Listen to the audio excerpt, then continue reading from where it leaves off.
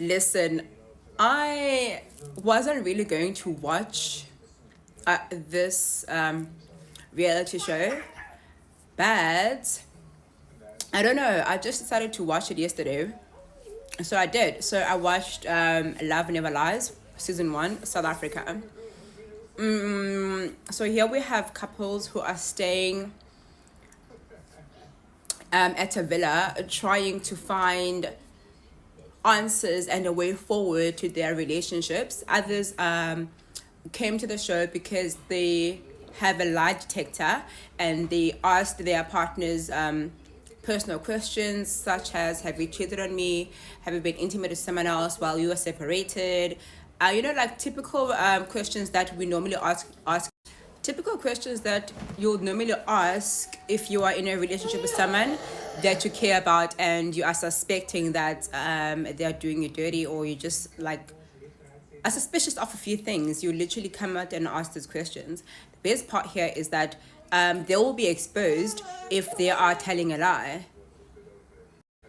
It was so disappointing to see people lying under their teeth, like grown-ups lying. Manaka and Khonse, we are literally in our 20s and they are telling the truth. Clayton and Wilfred, we telling the truth. But the grown-ups in the show, they lie for I don't know why. And they think that they actually won't get caught. Like, it was so embarrassing to see them being exposed that they lied, and others could not control their feelings, they could not control themselves. So the exciting part here, we had couples being challenged where two were separated into two villas. They had like a villa named Villa Umgowo, where you'd literally go think about your life, think about your relationship, and think about the things that you want for yourself, and also get to consider, are you with the right person right now? Is this person the person that you want to perhaps spend the rest of your life with, or a couple of years from now with? So that's what Villa Umgowo was about. Was literally about Umgowo. And then there was Villa Umjolo. Villa Umjolo was temptation upon temptation, child. And the the worst thing about going first, like, you actually notice this in even at work or anywhere you are in a presentation, wherever you are asked like a question in front of a crowd or in front of a lot of people, and then you are the first person to answer. And when you're the first person to answer, you answer you say your answer, and then the next person is going to incorporate things and add spices to your particular answer, or even take away from your answer and make it their own.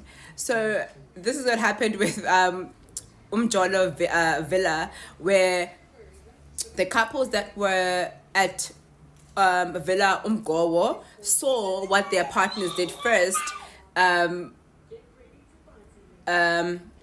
the Villa Umjolo. So this was their way of retaliating, really.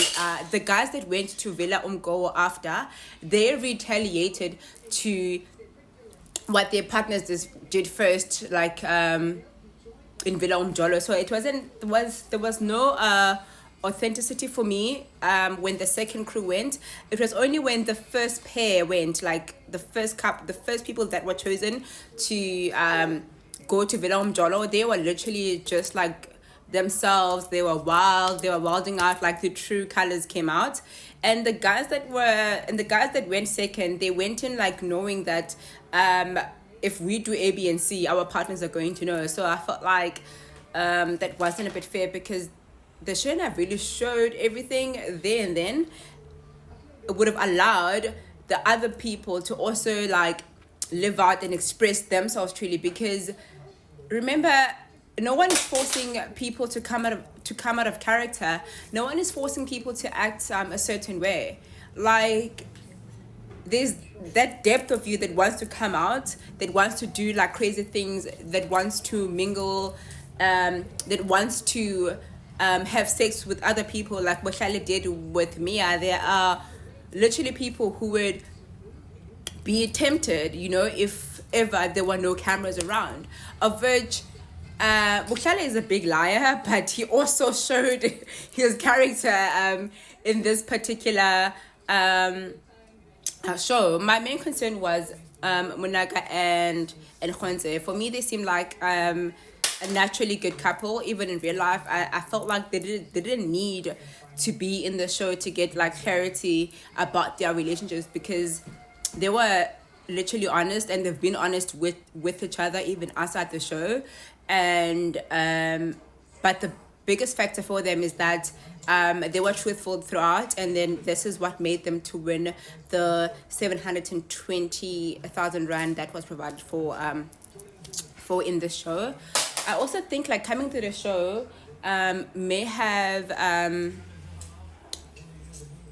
dented like their relationship in real life. I mean, like a 21, 24, dude, we are still young. Like, you should be moving through bodies, making babies, making mistakes, cheating and whatnot up until perhaps you're 25, 26. Then that's when you like start like restructuring. Obviously, I'm not promoting and cheating. I'm just like saying generally, but nonetheless, yeah, that happened. So Manaka was very flirty with Jordan. I also felt like she knew what she was doing. She wasn't too flirtatious with him. She didn't go like beyond, but she kept it simple. She kept it in a way that you'd want to make your partner jealous, which is quite clean. And she took it up a notch by praying with Jordan. She actually knew that was going to probably hurt Khonze, of which he seemed like he was a bit selfish when he came into the show. But when I watched the reunion, I saw different people. I saw people who are still in love with each other, and they still want to try and make it work. Perhaps Munaka saying someone else may have stop them from trying again. And probably even Khonze is no saint, so we're not sure what he was up to. But when I watched the reunion, they were both single, of which Khonze was single and Manaka was seeing someone, and I don't understand why. When I look at their relationship, it's giving Sima and Goshlubi vibes. There was a time where Sima and Goshlubi were breaking up, and you'll find them back together again, also breaking up and finding them back together again. There was a series where for a year ago Shlibi dated 2 or 3 different girls, and then yeah, like Munaka and Khonze, I'm seeing that kind of relationship where they are friends before anything else. So it's very easy to mend whatever trust that was broken or what way it is. Like Khonze at 21, like you're looking for a lot of things. Not even married couples achieve what you came to the show to achieve. But nonetheless, it was fun to watch all the different couples. I just spoke about the ones that stood out for me. But it is a good watch, actually. It's not what I expected. I enjoyed the reunion as well. Like, there were no unnecessary fights. It was literally grown-ups being grown-ups, but there were times where they forgot that there was a camera, or they would think that they can get away with things. But there's a camera watching you, yo. Like, what do you think that you can get away with A, B, and C and lying and doing things? Like, the camera is there to watch you. It watches sins that people would miss in real life, but that's why it brings it to light. But yeah, man, hopefully they've learned their lessons, those who needed to learn, and there'll be a better version of themselves. But Love Never Lies is quite exciting, so do check it out, guys. Thumbs up from me.